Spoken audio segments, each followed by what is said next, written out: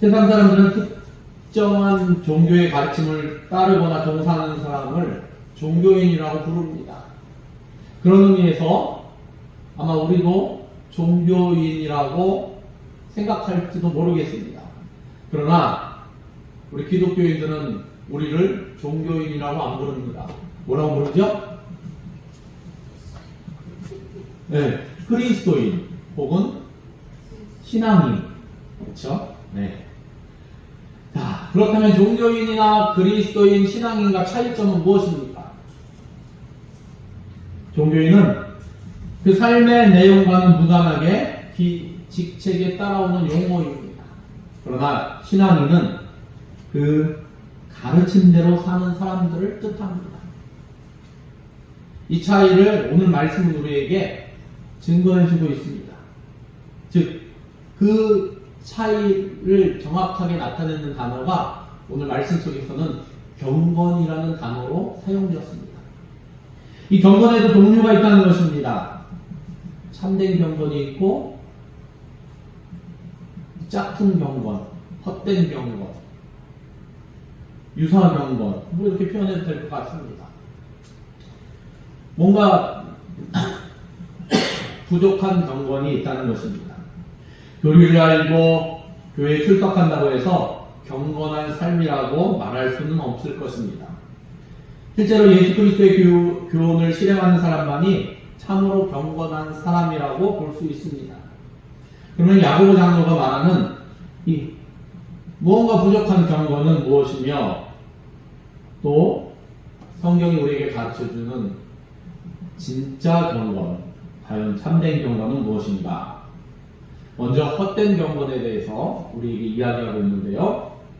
야고보는 스스로 경건하다고 생각하지만 실상은 헛된 경건에 대해서 이렇게 이야기하고 있습니다. 26절 말씀에 누구든지 스스로 경건하다 생각하며 자기 혀를 제갈 눌리지 아니하고 자기 마음을 속이면 이 사람의 경건은 헛것이다. 첫째는 자기 혀에 제갈 물리지 아니하면 헛된 경건이 된다는 말씀입니다. 제갈을 물린다는 것은 말이나 혹은 짐승을 제어하기 위해서 굴레나 고삐를 휘우는 것을 이야기합니다. 그러므로 자기 혀를 제갈 물린다는 말은 말을 절제하라는 말씀입니다. 언어는 그 사람의 인격입니다. 그 마음에 있는 것이 말로 표현되기 때문입니다. 제가 청소년 시절에는 말을 참 함부로 했습니다. 함부로 했다고 막 욕지거리를 막 내뱉은 그런 사람이 아니라 저는 평생 욕이라고는 그거 한 가지밖에 모릅니다. 우리 가족들은 그렇습니다. 그래서 그렇게 욕하는 사람이라고는 말도 안 섞습니다. 원래. 그런데 말을 함부로 했다고 제가 얘기했는데 어떻게 함부로 했는데 다른 사람을 갖다가 뭐 잘못한 거 있으면 끄집어내서 왜 그렇게 해요? 이거 잘못되지 않았어요? 지금 생각해보면 우리 가족이나 주변에 있는 사람이 얼마나 저를 미워했겠습니까? 네? 네? 막말로 주일날 교회하면 아니 왜 주일날 땡땡이 치세요? 네? 누구 돌아가셨어요? 네? 뭐 아무개는 기도를 몇 시간 하는데 왜 뭐 권사님은 기도를 왜 이렇게 하세요?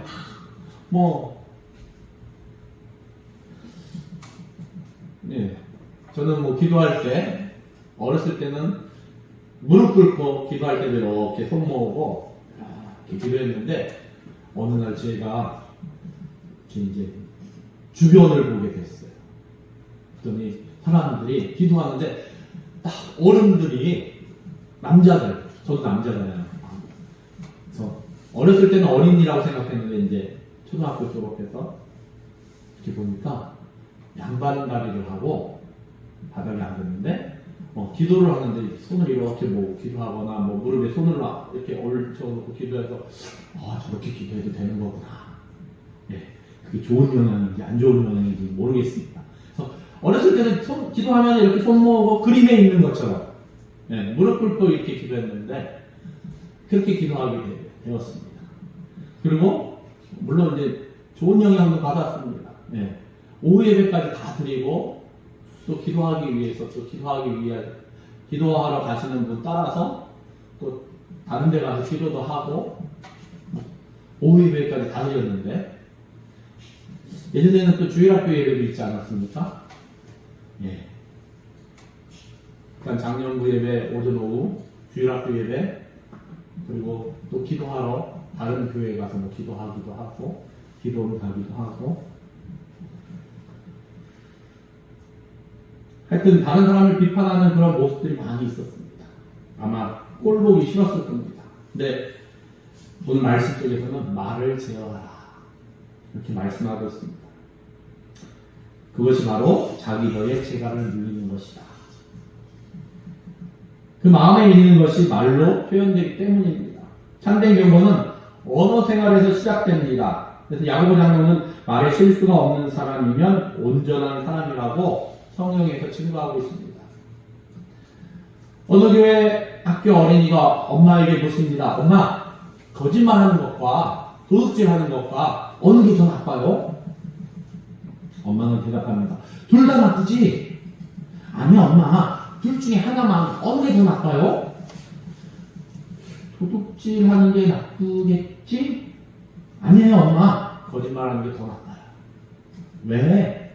도둑질은요 아무리 해도 그 물건을 다시 돌려줄 수 있잖아요. 하지만 거짓말은요 하고 나면 다시 그 말을 되돌릴 수 없어요. 사랑하는 성도 여러분, 우리가 한 번 또 한 말은 쏟아진 물과 같아서 다시 해소할 수 없습니다. 실수한 한마디 말이 그동안 쌓아올린 나의 모든 경건을 헛되게 할 수 있다는 것입니다. 말에 실수가 많고 절제하지 못하는 사람은 경건한 생활을 유지할 수 없는 것입니다. 저와 여러분의 경건이 말로 인해 헛되게 되는 일이 없기를 예수님의 이름으로 축원합니다. 둘째로 자기 마음을 속이면 이 사람의 경건은 헛것이라는 것입니다. 자기 마음을 속이는 것이란 위선을 말씀하는 것입니다. 예수님이 가장 책망한 사람이 누구입니까? 가난한 사람입니까? 세리나 창녀 같은 죄 많은 사람입니까? 아닙니다. 예수님은 그들을 불쌍히 보시고 긍휼히 여기셨습니다. 그들은 자신의 죄를 알고 애통해하는 사람들이었기 때문입니다. 나는 죄인입니다. 나는 죄인입니다. 그러면 예수님께서 가장 책망하는 사람이 누구였습니까? 성경에서는 바리새인과 서기관들을 대표적인 인물로 꼽고 있습니다. 그들은 종교 지도자로서 열심히 율법을 지키면서 아주 신실하게 살아가는 것처럼 보였기 때문에 백성들에게 존중을 받았습니다. 사실 바리새인과 서기관들처럼 겉보기 경건한 삶을 사는 사람들은 없습니다. 그들은 일주일에 2번 금식했습니다. 그들 가운데 비만 환자가 없었습니다. 왜냐? 금식하느냐고 살찔 틈이 없기 때문입니다. 그들은 겸손해 보이기 위해 고개를 떨그러뜨리고 다녔습니다. 여인을 보지 않기 위해 눈을 감고 걷다가 부상을 당하기도 합니다. 그들은 기도 생활도 열심히 했습니다. 11조도 아주 정확하게 드렸습니다. 박하와 해안과 근처의 11조. 그런데 왜 그들이 책망을 받았습니까? 그들은 자기 마음을 속이는 위선자들이었기 때문입니다. 서기관들과 바리새인들이 추구했던 의는 철저히 외적인 것입니다. 한마디로 그들이 추구하는 것은 사람에게 보이기 위한 것이었다는 것입니다. 누구에게 우리는 보여야 됩니까? 하나님께 보여야 되는데 사람에게 보이기 위한 것이었다는 것입니다. 그래서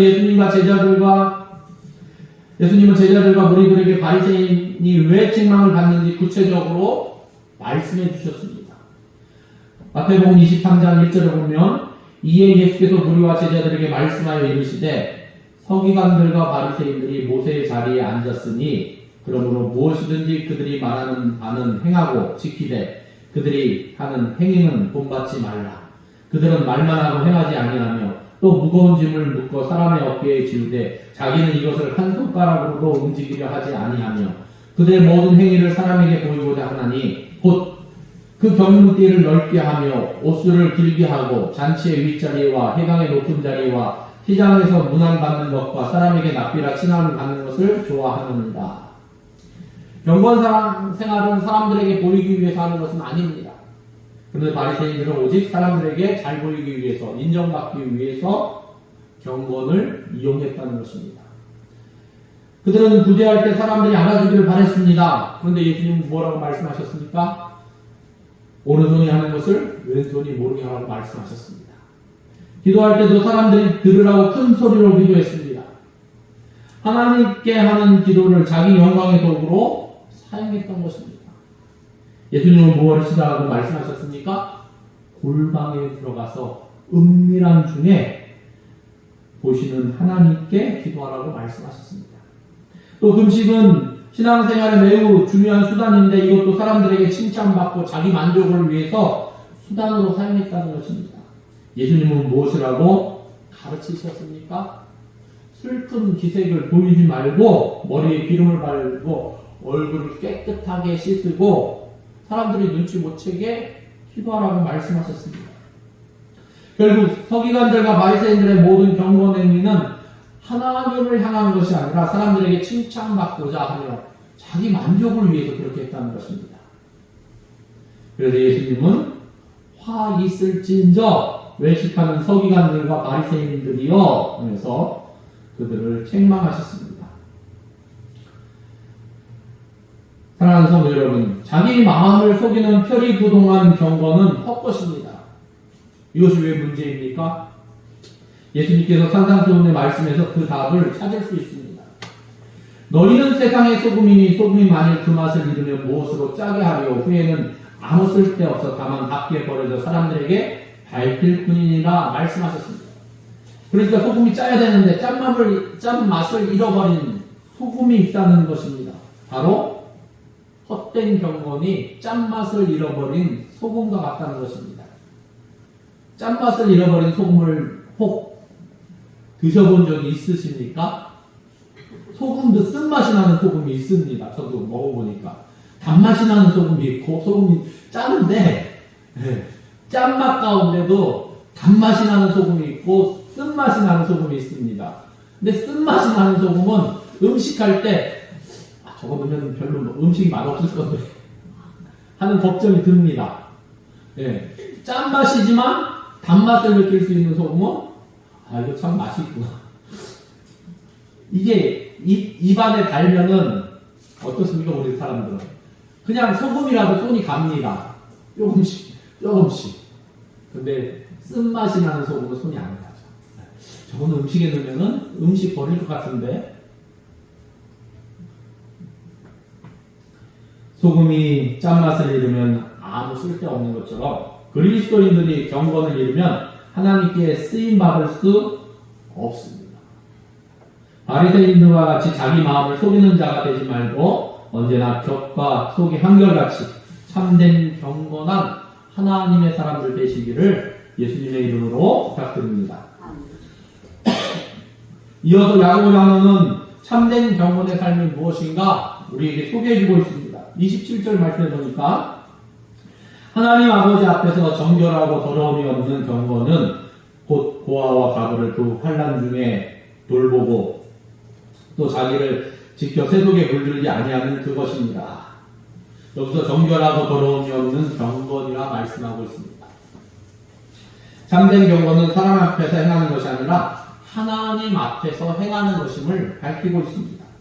즉 사람을 의식하여 위선을 떠는 경건이 아니라 우리의 중심을 보시는 하나님 앞에 서 있는 심정으로 경건 생활을 이루어가야 하는 것입니다. 구체적으로 참된 경건 생활에는 두 가지를 말씀하고 있습니다. 첫째는 이 땅의 고아와 가부를 그 환난 중에 돌아보는 것입니다. 경건하면 나 혼자 어디 조용한 데 들어가서 묵상을 하던가 기도를 하던가 하는 것처럼 느껴질 수도 있는데 오늘 말씀 어떻다고요? 고아와 가부를 그 환난 중에 돌보고. 여기서 돌보라는 말은 찾아보다 관심을 기울이다 라는 뜻입니다. 참된 경건은 바로 이러한 행함으로 나타나는 경건입니다. 그러니까 소외당한 사람들에게 관심을 기울이고 사랑을 베풀 때 온전히 이루어진다는 말씀입니다. 물론 이 말씀은 이웃에 대한 선한 행위만이 경건의 모든 것을 말씀하려고 우리에게 주시는 말씀은 아닙니다. 또 믿음보다 행위가 앞선다는 것을 뜻하지도 않습니다. 말씀의 의도는 하나님에 대한 경건과 사람에 대한 사랑이 결코 분리될 수 없다는 사실을 우리에게 증거하고자 하는 것입니다. 곧 하나님에 대한 사랑과 사람에 대한 사랑이 둘이 아니라 하나라는 것입니다. 경건하다 하면서 사람을 사랑하지 않는다면 하나님을 사랑하는 진정한 경건이 아니라는 것입니다. 반대로 사람을 사랑한다 하면서 하나님을 사랑하지 않는다면 그 또한 진정한 사랑이 아니라는 것입니다. 그리고 두 번째 가르침도 있습니다. 참된 경건은 자기를 지켜 세속에 물들지 아니할 때 이룰 수 있다고 말씀하고 있습니다.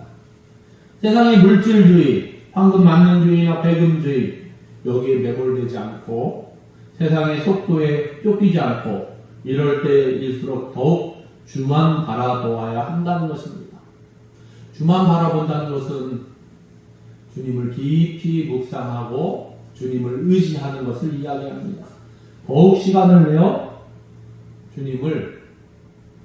주님의 뜻을 분별하고자 찾는 것입니다.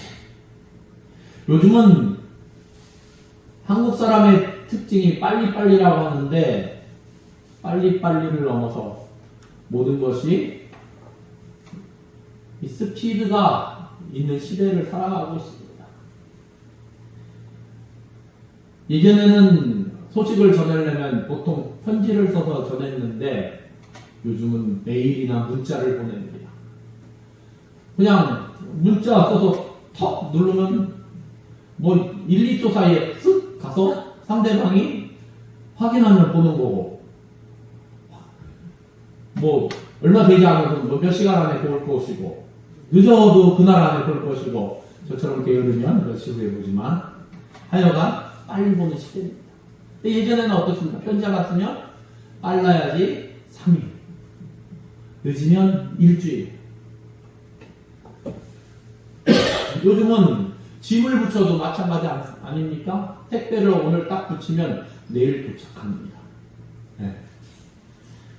저희가 깜짝 놀란 적이 있는데 필리핀에 살 때 한국에서 수요일 날 짐을 붙였는데 금요일 날 받아갔습니다. 네. 수목금 3일이죠? 네. 3일이면 그러니까 지금으로부터 한 15년 전인가요? 네, 15년 전 더 된 것 같은데 그때도 택배를 3일이면 받아봤습니다. 한국에서 택배 붙이면 필리핀에서 3일만. 마닐라에 사는 것도 아닌데.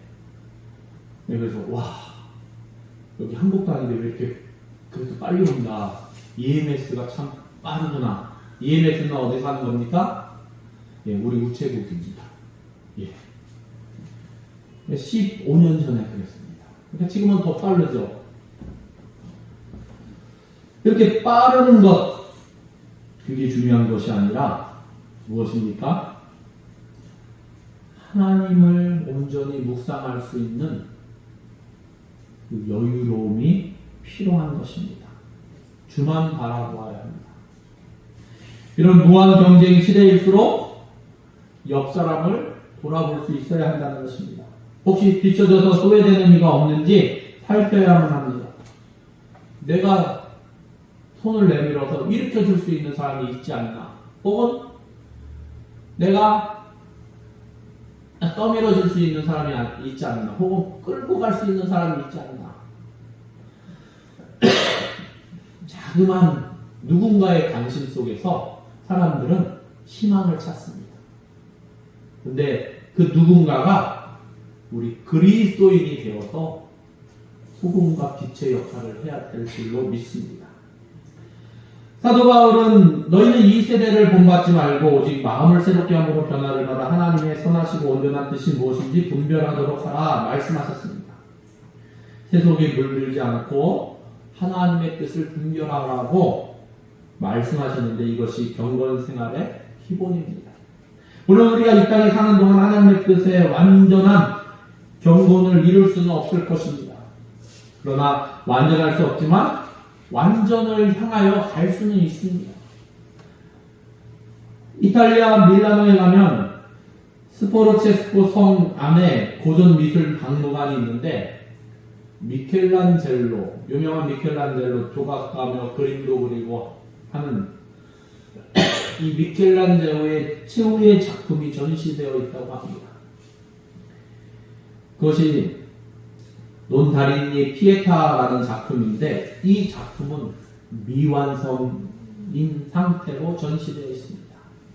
왜냐하면 미켈란젤로가 90세라는 나이에 죽기 며칠 전까지 이 돌로 된 작품을 다듬다가 완성하지 못한 채 숨을 거뒀기 때문입니다. 사실 미켈란젤로 자신도 아마 그것을 완성하지 못할 것을 알았을 것입니다. 사람들은 알지 않습니까? 자신의 여기는 다 살아있으니까 아직 그렇죠? 죽을 때가 되면은 짐작하지 않습니까? 저는 잘 모르겠습니다. 근데 그런 걸 느끼는 것 같아요. 가족들도 느끼는지 모르겠습니다. 뭔가 이상하다. 네. 그럼에도 불구하고 미켈란젤로는 자신이 그것을 완성하지 못하는 것을 마지막 순간까지 조각칼과 망치를 놓지 않았습니다. 근데 참 역설적이게도 사람들은 그것을 전시해 놓고 있습니다. 그리고 이야기하기를 누가 이렇게 이야기했는지 모르겠지만 그 미완성으로 예수를 완성했다고 이야기합니다. 사랑하는 성도 여러분, 경건의 삶을 산다고 하지만 때로 그 경건이 헛된 것이 될 수 있음을 경계해야 한다는 것입니다. 한마디로 말로 인해서 그 경건이 무너질 수도 있습니다. 사람에게 보이려는 마음이 우리 경건을 무너뜨릴 수 있습니다. 오직 참된 경건은 하나님 앞에서 이루어지는 것임을 명심해야 한다는 것입니다. 저와 여러분이 하나님을 사랑함으로 또한 이웃을 사랑하며 동시에 세속에 물들이지 아니하고 하나님 앞에서 하나님께 인정받을 수 있는 경건의 모양과 경건의 능력을 가지고 살아갈 수 있는 저와 여러분 되시기를 예수님의 이름으로 축원합니다. 기도하시겠습니다. 하나님 감사합니다. 하나님, 우리 대명교회 하나님의 사람들은 경건의 능력, 경건의 모양도 다 갖추기를 원합니다. 하나님, 이것이 욕심입니까? 하나님, 그러나 이 욕심은 부리고 싶습니다. 우리가 경건한 하나님의 사람이 될 수 있도록 인도하여 주시옵고 예수님의 성품을 닮아갈 수 있도록 예수님의 모습을 닮아갈 수 있도록 하나님, 우리가 날마다 하나님 앞에 설 수 있도록 우리를 다스리시고 인도하여 주시옵소서. 그리하여 이왕이면 하나님의 칭찬도 받고 하나님과 사람들 앞에 존귀함 받을 수 있는 우리 대명교회 하나님의 사람들 될 수 있도록 하나님 다스려 주시옵소서. 모든 것을 감사드리며 예수님의 이름으로 기도드립니다. 아멘.